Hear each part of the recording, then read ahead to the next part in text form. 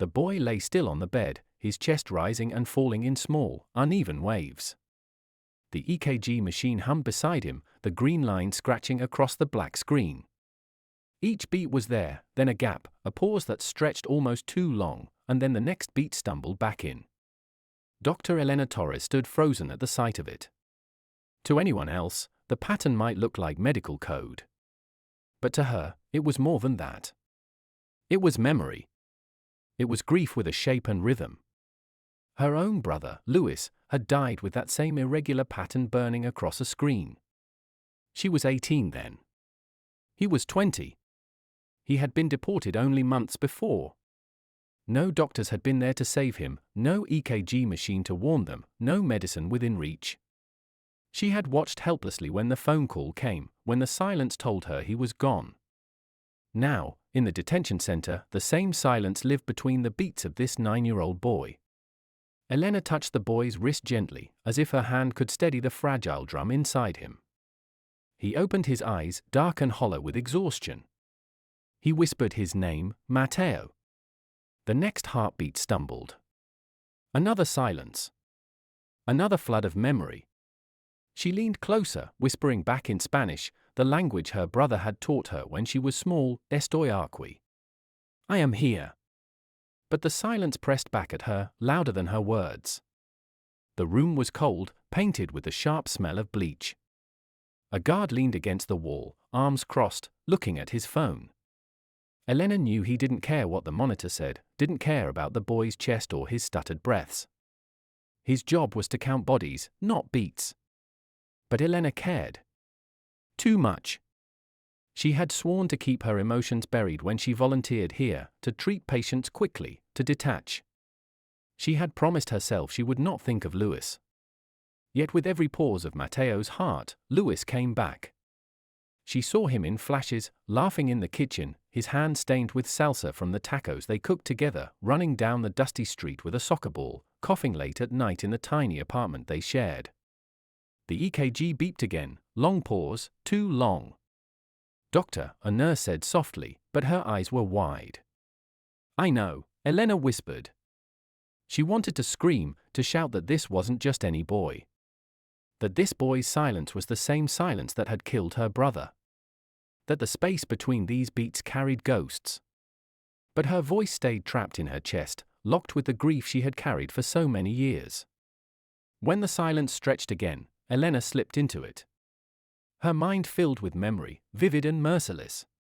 She was back in their childhood apartment. Louis sitting at the kitchen table, head bent over a notebook, pencil tapping. She was 10, he was 12.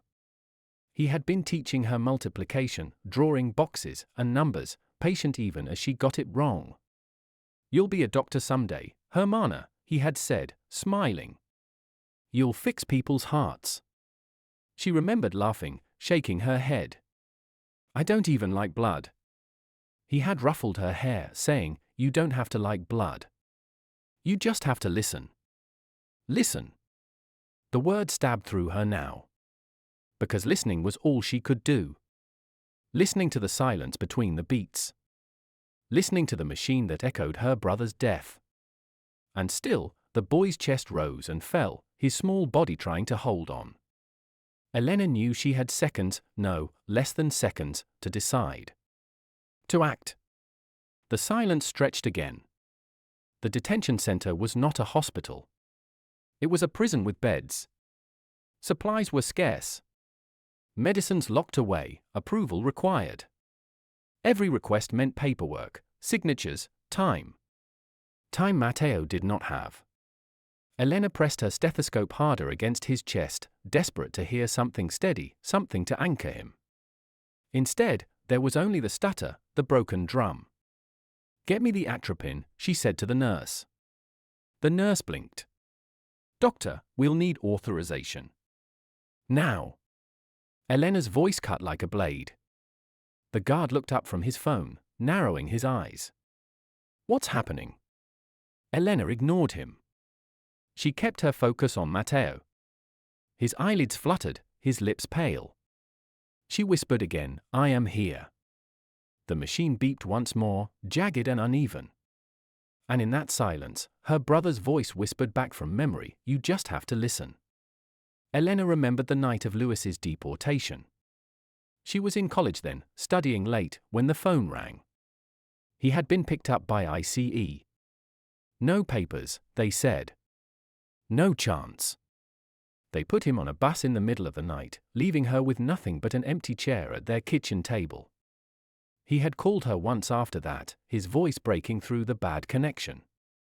"Don't worry, Hermana. I'll be okay. Just keep going. Don't stop." She hadn't stopped. She had kept going, kept climbing through medical school, carrying his words like fuel. But when the call came months later, telling her he had collapsed, that there was no hospital, no doctor, no one to save him, she had wanted to stop everything. Now, years later, here was Matteo, his heart echoing that same collapse. No.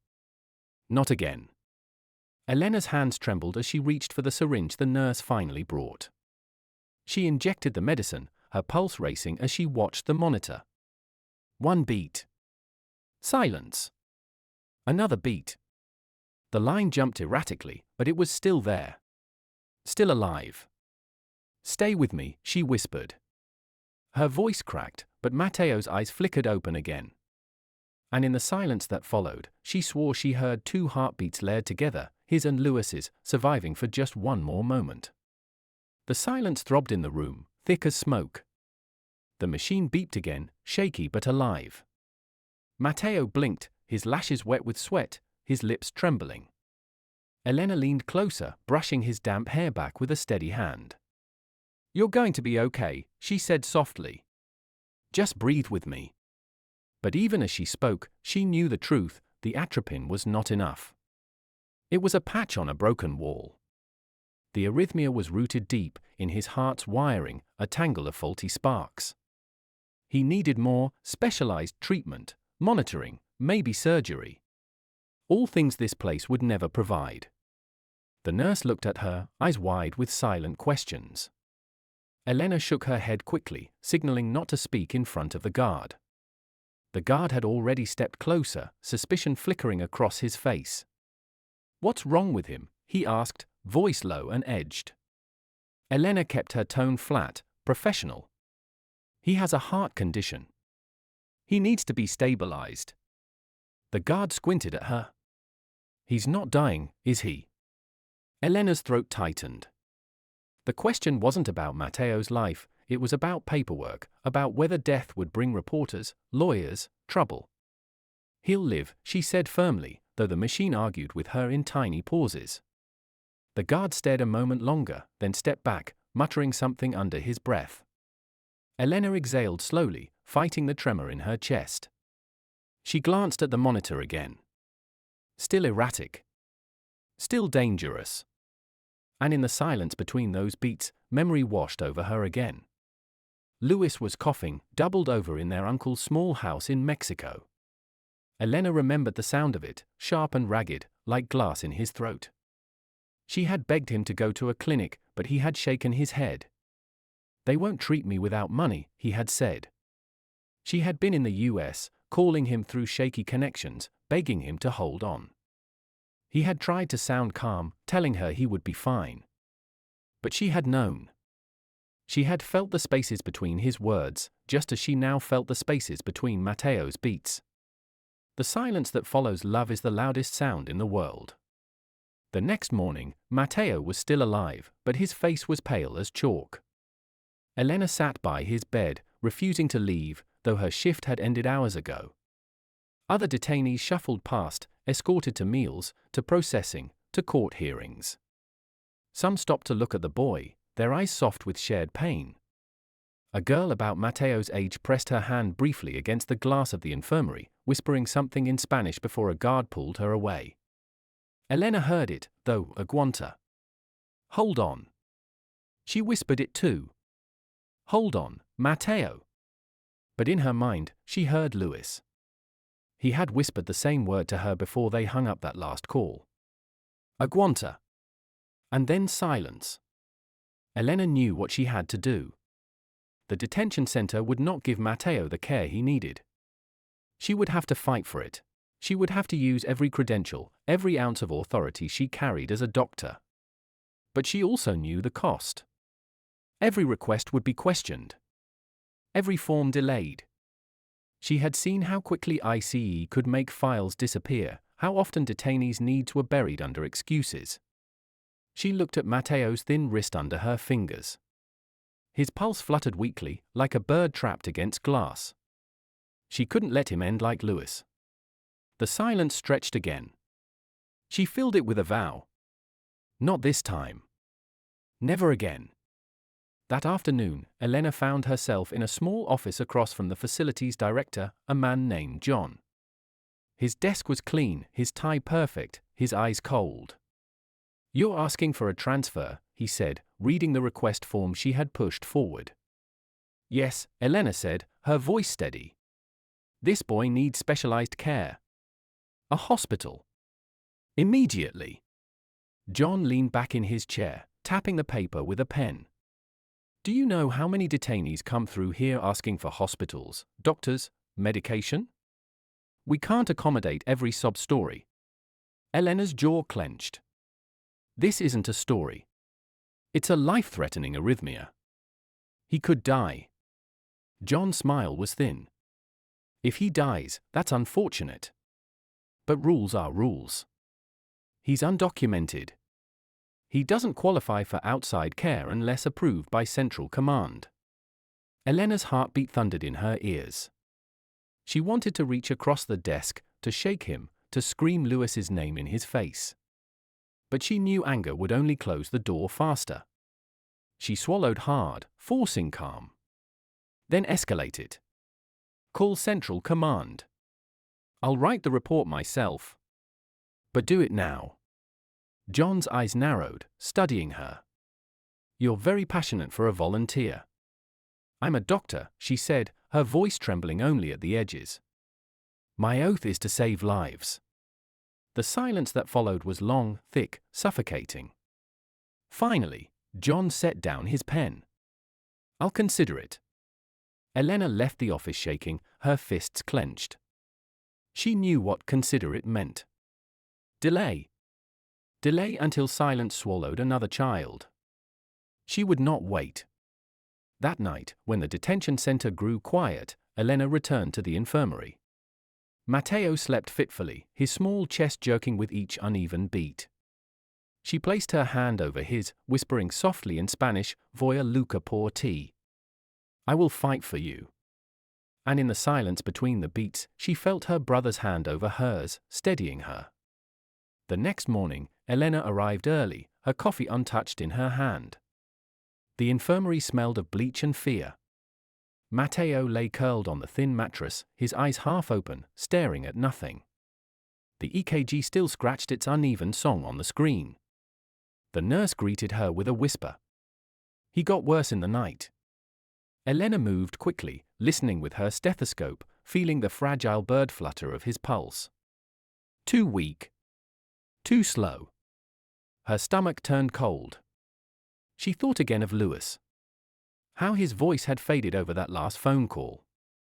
How she had screamed his name into a dead line. She would not let this line go dead. She straightened, turned to the guard at the door. "Call an ambulance. Now." The guard frowned. "Not without clearance." "Do it," Elena snapped.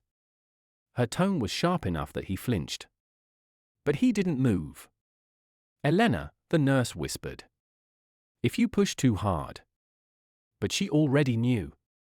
She was balancing on a knife's edge. If she disobeyed protocol, they could throw her out of the center. Then Matteo would have no one.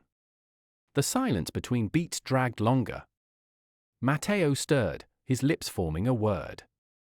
Elena bent close. "Mama," he whispered. Her chest cracked. She stroked his hair, her voice trembling. "I'll find her. I promise." But promises meant little against silence. That afternoon, Elena visited the women's wing. She had convinced the guard it was for medical rounds, though her real purpose ran deeper. She scanned the faces behind the bars until one woman stepped forward, her eyes wide and filled with tears. Doctor," the woman whispered. "Is my son alive?" Elena froze. The resemblance was there, the same dark eyes, the same fragile face. "You're Matteo's mother." The woman clutched the bars. "Please. Tell me." "He's alive," Elena said quickly, softly. "But his heart is weak. He needs a hospital." The woman sobbed, covering her mouth. "They won't let him leave. They won't let me see him." Elena gripped her hand through the bars. "I'm going to fight for him. For both of you." The woman's eyes blazed with desperate hope. "Please. Don't let him die in here." Elena swallowed hard. "I won't." But in the silence after, she felt her brother's shadow whisper, "You couldn't save me." That night, Elena sat in her car outside the center, staring at the dashboard. Her hands shook as she dialed a number she had sworn she would never call. When the voice answered, deep and familiar, her throat closed. "Elena?" "Hi, Dad." It had been years since they spoke. Years since he blamed her for not being able to stop Lewis's deportation. Years of silence thicker than blood. "I need your help," she whispered. A pause stretched on the line, filled with his heavy breath. "After all this time, now you call." Her eyes stung. "There's a boy. 9 years old. He has the same arrhythmia Lewis had. If we don't get him to a hospital—" "Don't say his name," her father cut in, sharp and bitter. Elena's heart splintered. But she pressed on. "You know people, Dad. You have connections. Please. Just this once." The silence on the other end throbbed like the pauses on the EKG. Finally, her father sighed. "Text me the details. I'll see what I can do." Elena let out a breath that felt like a prayer. Maybe this time, silence could be broken. The following day, a surprise inspection swept through the center. Men in suits, clipboards in hand, walking briskly through halls. Elena recognized the tactic, her father's doing. A quiet push in the right place, strings pulled from shadows. The staff scurried nervously, hiding files, straightening beds. But Elena's only thought was Matteo. She hurried to the infirmary, where he lay weaker than ever. The inspector's eyes landed on the boy. He frowned at the machine. "Why isn't this child in a hospital?" The director stammered, words tripping, excuses forming. Elena stepped forward. "He needs transfer now. His condition is critical." The inspector studied her, then turned to the director. "Arrange it." For the first time, Elena felt a surge of victory. The silence cracked open. But as the ambulance arrived and Matteo was wheeled out, she caught the director's glare. His lips curved into a smile that was not a smile. "You've made enemies, Doctor," he whispered as she passed. Elena's stomach tightened. Because she knew he meant it. The hospital smelled of antiseptic and mercy. Matteo was hooked to stronger machines now, his chest rising more steadily. Elena sat at his bedside, exhaustion heavy but hope flickering. She looked at his small hand resting in hers. His pulse was still weak, but steadier. For the first time, she let herself breathe. "You'll be okay," she whispered. "You have to be." And in the silence between the beats, she thought she heard Lewis's voice. "This time, Hermana. You'll save him." Elena closed her eyes, tears slipping down her cheeks. But outside, in the shadows of the detention center, the silence was gathering again. Waiting. The hospital lights were softer than the detention centers, but still harsh against Matteo's thin skin. Machines beeped, monitors blinked, nurses moved in and out like ghosts. Elena stayed at his side, her hand never leaving his. At midnight, when the halls grew quiet, Matteo stirred. His lips trembled as he whispered, "Where's Mama?" Elena swallowed hard. She had asked the same question years ago, "Where's Lewis?" and silence had answered her. She would not give him silence now. She's here, Elena said softly. She's waiting for you. His eyes blinked, glassy with fever. You promise? I promise. But promises were fragile. She knew ICE would never allow his mother to see him. Not unless she fought. Not unless she broke more rules. The monitor beeped, another irregular pause. Elena's heart clenched. She leaned closer, whispering again, the Guanta. Hold on. And in the silence, she remembered Lewis teaching her to ride a bike, running behind her, shouting encouragement until she pedaled on her own. He had promised never to let go. But life had let go. She gripped Matteo's hand tighter. Not this time. The next morning, ICE officers stood outside the hospital door, their uniforms like shadows. Elena's stomach twisted. They weren't here for Matteo's health, they were here for control. One officer spoke curtly. The boy is not allowed visitors other than medical staff. No family. No exceptions. Elena bristled. His mother has the right. His mother is in custody, the officer cut in. That's the end of it. Elena's jaw tightened. She wanted to shout, to tear through their cold words. But instead, she forced calm. If he doesn't see her, his recovery will suffer. Emotional stress worsens arrhythmia. The officer shrugged. Not my problem. Her blood burned. Once again, silence was being used as a weapon. That afternoon, while Matteo dozed, Elena slipped into the hospital chapel. The room was empty, the faint scent of candle wax lingering. She sank onto a bench, her hands shaking. She hadn't prayed in years. Not since Lewis. But now the words stumbled out, rough and broken. God, if you're there, don't let him die. Don't let another child slip away like my brother. Please. Her voice cracked. Tears slid down her cheeks. And in the stillness that followed, she swore she felt Lewis beside her. Not speaking, just sitting, the silence between them not empty but full of memory, of love, of unfinished promises. Elena pressed her forehead to her hands, whispering, I won't fail him. I can't. Days passed. Matteo's condition held steady but fragile. Elena fought every hour, writing reports, calling supervisors, begging colleagues for help.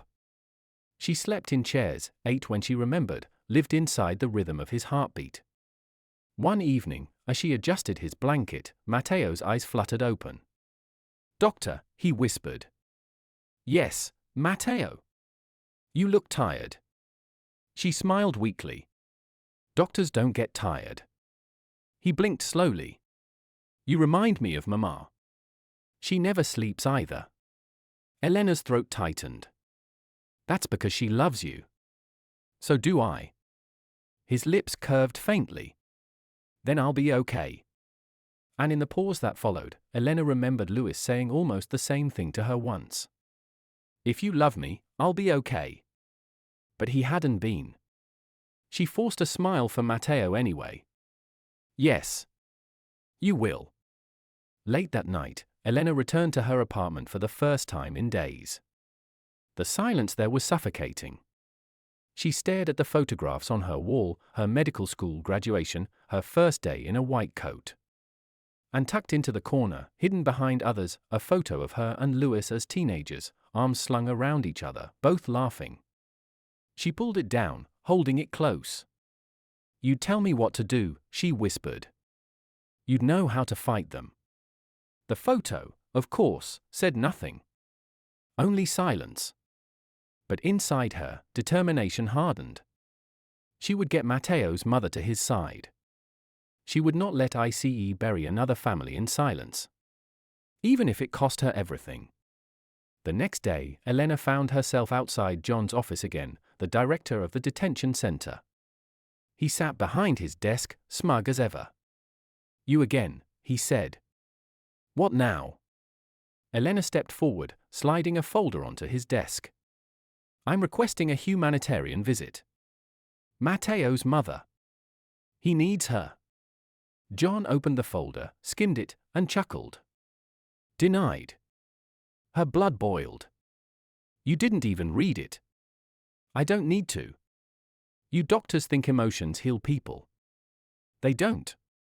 Medicine does. Elena leaned forward, her voice low and fierce. Then listen, as a doctor, without her, his chances drop. If he dies, his blood is on your hands. John's smile didn't falter. If he dies, that's just one less file on my desk. Elena's fists clenched so hard her nails dug into her palms. The silence between them stretched, heavy, dangerous. And in it, she heard Lewis whispering again, "Fight, Hermana. Don't let him win." Elena left the office shaking, rage coursing through her veins. She knew now that official requests would go nowhere. If she wanted Matteo's mother at his side, she would have to break rules, step outside the system. She would have to do what she had always been afraid of, defy the silence, even if it meant losing her position, her license, her safety. Because Matteo's heartbeat was worth more than her fear. That night, Elena sat in her car outside the detention center, staring at the chain-link fence glinting under the floodlights. The air hummed with insects, with distant engines, with the heavy silence of families locked inside.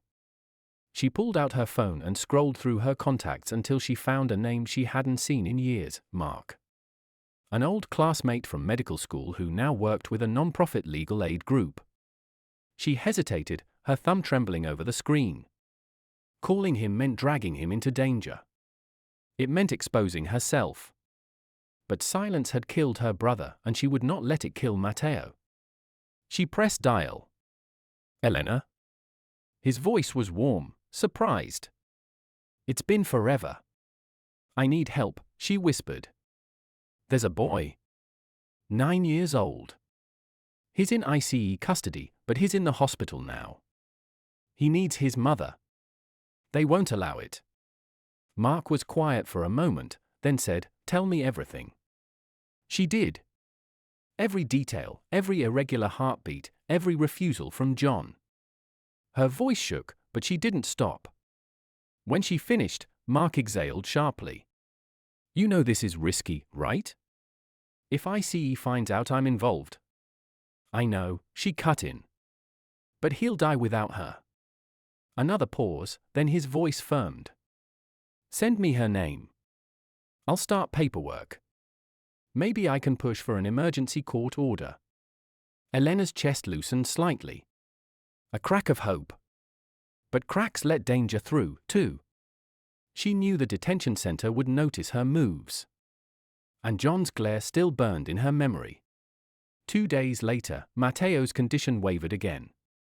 His heart stumbled into another dangerous rhythm, the monitor screaming. Nurses rushed, hands moving fast, but Elena stayed steady, her voice calm as she guided them through. "Push 1 milligram. Ready the crash cart." The silence between beats stretched too long. Elena's heart pounded in her ears. For a breathless moment, she thought it was over, that Lewis's story was repeating itself before her eyes. Then the monitor beeped. Erratic, but alive. Elena sagged against the wall, sweat dampening her hairline. When she looked down, Matteo's eyes were on her. Wide. Frightened. "I don't want to die," he whispered. Her throat closed, but she forced words out. "You won't. Not while I'm here." And silently, to herself, "Not while Lewis is here with me." That evening, Elena walked into the hospital cafeteria to find Mark waiting for her, a file in his hands. He looked tired, shadows under his eyes. "I pulled some strings," he said softly. "We have a judge willing to hear the case. If we can prove medical necessity, Matteo's mother might get a temporary humanitarian release." Elena's chest surged with relief. "Thank you." "But," Mark added, lowering his voice, "I know someone is pushing this. Your director is furious. He's trying to block it." Her stomach sank. Of course John wouldn't let it go. "What do we do?" she whispered. Mark leaned closer. "We make noise. Public noise. Media, advocates, doctors willing to testify. Ice hates the spotlight. Elena hesitated.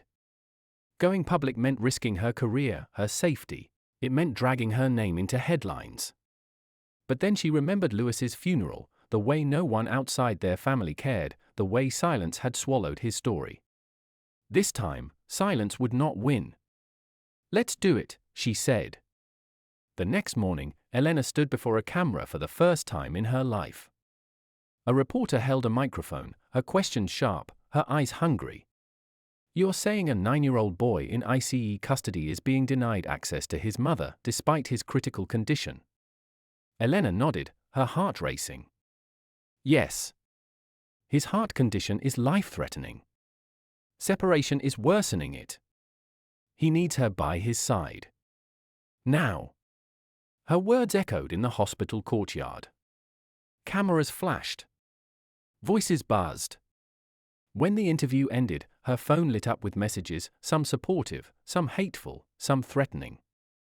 And later that afternoon, John appeared in the hospital hallway, his smile sharp as glass. "You think cameras will save you?" he murmured, leaning close enough that only she could hear. "All you've done is paint a target on your back." Elena stood tall, though her insides shook. "Then aim at me. Leave the boy alone." For the first time, John's smile faltered. That night, Matteo's mother was brought to the hospital under heavy guard. Chains clinked at her wrists and ankles, but her eyes lit up when she saw her son. "Mijo," she cried, rushing to his side. Guards hesitated, then allowed her to sit, to take his hand. Matteo's face transformed. His lips curved into the faintest smile. His heart monitor beeped a little steadier, as if love itself stitched the gaps together. Elena turned away, tears burning her eyes. She had fought for this moment. And in the silence between the heartbeats, she heard Lewis again. "You did it, Hermana." But the silence also carried a warning. Because victories like this never came without cost. For the first time in days, Matteo slept peacefully. His small hand curled in his mother's, his chest rising and falling with a rhythm that, while fragile, felt steady. The room seemed lighter, the machines less threatening. Elena stood in the corner, watching. The nurse whispered, "It's like having her here fixed him." Elena nodded. Medicine had done its part, yes, but love had stitched the spaces where silence once lived. But she knew ICE wouldn't allow this miracle to last. The guards already shifted impatiently, reminding her of their orders. Limited visitation. Temporary release only. One of them stepped forward. "Time's up." Matteo stirred, tightening his grip on his mother's hand. "No, please don't go." His mother wept, kissing his forehead. "I'll come back, mi vida. I'll fight to stay." But Elena knew the truth. Ice could drag her away at any moment. And the silence would creep back in. Later that night, Elena walked out into the hospital parking lot. The air was thick with humidity, the sky bruised with clouds. She pressed her phone to her ear, listening to Mark's update. "The court order bought us a little time," he said. "But ICE is appealing. If they win, Matteo's mother could be shipped back tomorrow." Elena's stomach twisted. "Then we have to stop them." Mark hesitated. "Elena, you're risking everything. Your license, your career." "I already lost my brother because of their silence," she snapped. "I won't lose this boy too." There was a long pause. Then Mark said quietly, "Then I'm with you." Elena closed her eyes, her breath unsteady. The silence around her buzzed with danger, but also with resolve. The next morning, news vans gathered outside the hospital. Word had spread of the 9-year-old boy, the heart condition, the battle to keep his mother by his side. Reporters shouted questions, cameras flashing. Elena kept her head high as she walked inside. Every eye followed her. But when she reached Matteo's room, her stomach dropped. The bed was empty. The monitors were off. The sheets stripped. Her breath caught in her throat. "Where is he?" she demanded, turning on the nearest nurse. The nurse's eyes darted nervously. ICE took him. They said transfer orders came through. Elena's vision blurred with panic. Transfer? To where? They didn't say. The silence slammed into her chest like a fist. Lewis's voice echoed in her head, "You can't stop them. You couldn't stop them for me." She pressed her palms to the wall, her breath ragged. No. Not this time. She would find him. Elena stormed into John's office, slamming the door behind her. He looked up calmly from his desk, as if he had been expecting her. "Where is he?" she demanded. John's smile was thin, cruel. "On his way back to the detention center. Maybe further. Depends on how fast Central Command moves." "You'll kill him," Elena hissed. "You know he won't survive the trip." John leaned back, folding his hands. "That's not my problem. He's not my citizen. Not my responsibility." Her fists clenched. She wanted to strike him, to shatter his smug silence. But violence wouldn't save Matteo. Her voice dropped to a low, steady whisper. "If he dies, the world will know it's on you." John's eyes gleamed. "Then let them know. The world forgets children like him every day." The silence between them stretched, heavy, poisonous. And in that silence, Elena made a choice. If the system was deaf, she would scream louder. If silence was their weapon, she would break it with every heartbeat she had left. That evening, Elena met with Mark in a dim cafe near the hospital. Papers spread across the table, legal briefs, medical reports, ICE documents smuggled from sympathetic staff. "They're moving fast," Mark said grimly. "If we don't act tonight, he could be deported before sunrise." Elena's stomach turned cold.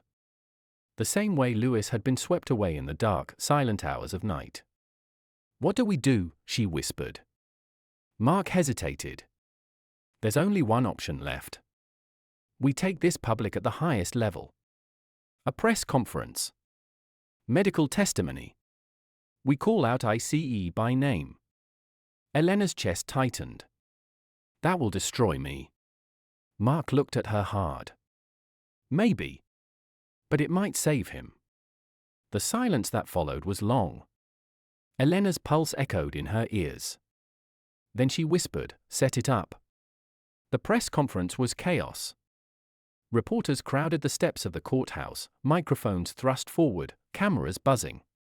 Elena stood at the podium, her white coat stark under the flashing lights. Her hands trembled, but her voice was steady.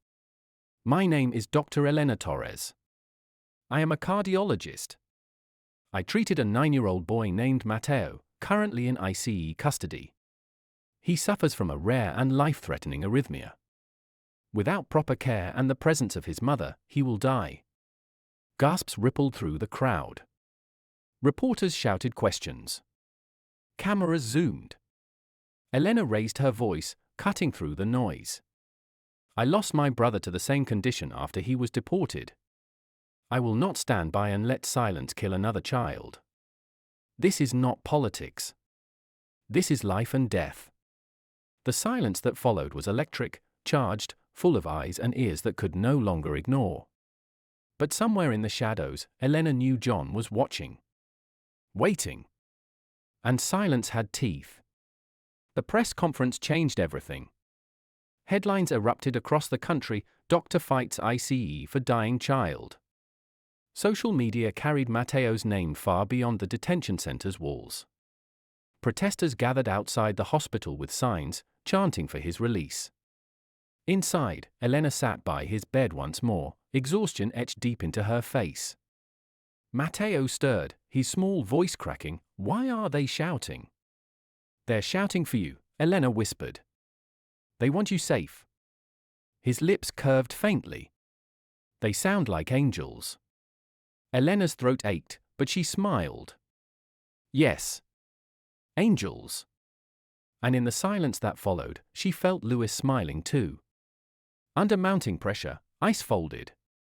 A court order was signed, granting Matteo and his mother humanitarian parole.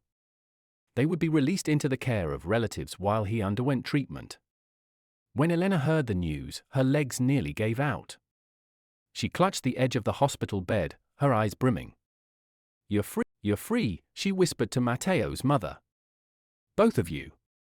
The woman sobbed, hugging Elena fiercely. You saved him. Dios te bendiga. But Elena shook her head, looking at the boy. He saved me. On the day of their release, the hospital corridors were lined with nurses and doctors who had fought beside Elena. Matteo was wheeled out, his mother holding his hand. Cameras flashed, reporters swarmed, but for Elena, the world fell quiet. She leaned close to the boy. Remember what I told you? That you'll be okay? He nodded weakly. Because you're here. Her eyes blurred. No, Matteo. Because you're strong. Don't forget that. And then, softly, in Spanish, aguanta. He smiled. Always. That night, Elena returned to her apartment. The photo of Luis still sat on her table. She lit a small candle beside it, the flame flickering gently. I did it, hermano, she whispered. I listened. Just like you told me. Her chest tightened, but not with grief alone. There was something else now. Something lighter. The silence between her own heartbeats no longer felt like emptiness. It felt like presence. As if Luis lived there, steady and patient, reminding her she was never truly alone. Elena sat back, breathing in the quiet. And for the first time in years, the silence didn't hurt. It healed. The next morning, she returned to the hospital, not because she had to, but because she wanted to. Other patients waited. Other children. Other silences that needed breaking. She slipped her stethoscope over her shoulders, her reflection in the glass doors calm, strong. The world outside was still loud, messy, unjust. Ice still existed, walls still stood, and children were still trapped in the spaces between systems. But Elena had made one promise to herself, carved deep into her chest. She would never again let silence steal another heartbeat.